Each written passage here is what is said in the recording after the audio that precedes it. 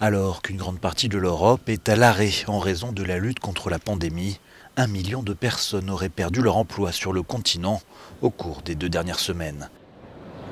C'est ce qu'affirme la Confédération européenne des syndicats. Et en prenant en compte les indépendants, ce chiffre pourrait au moins tripler dans les prochaines semaines, prévient l'organisme. Sofia Ramos est basée à Lyon, elle est assistante commerciale, elle fait partie de ces personnes privées de travail.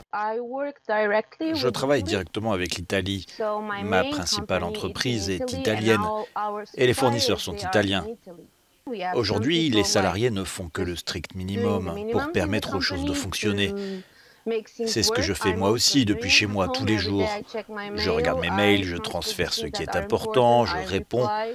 Mais oui, je pense qu'ils ont pris les bonnes mesures. Comme elle, beaucoup d'Européens soutiennent les mesures de confinement. Mais ils sont de plus en plus nombreux à se demander comment ils vont payer leurs factures. Ils pourraient me payer mon eau, mon électricité, les charges basiques. Mais le sujet, c'est que dans ce pays, l'électricité et l'eau et le reste, ce sont des entreprises privées. Il n'y en a aucune publique qui est gérée par le gouvernement. Donc tout ce que l'État peut faire, c'est payer mes factures, mais ça, il ne le fera pas. Sharon Burrow, secrétaire générale de la Confédération syndicale internationale, s'inquiète aussi pour une catégorie de travailleurs qu'elle appelle la première ligne.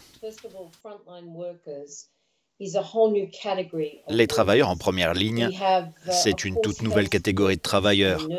Cela inclut bien sûr le personnel de santé, les infirmières, les aides-soignants, les agents de ménage et tous ceux qui permettent aux hôpitaux et aux cliniques de fonctionner.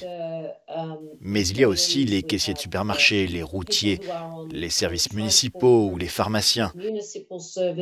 Et la plupart de ces personnes sont des femmes. Pour la première fois, on s'aperçoit que nous dépendons des travailleurs faiblement rémunérés et que c'est à eux que nous devons nos vies et notre nourriture. Les mesures de télétravail et de poursuite de l'activité ont été prises dans la plupart des entreprises. Il reste un espoir que l'activité reprenne, mais la récession guette.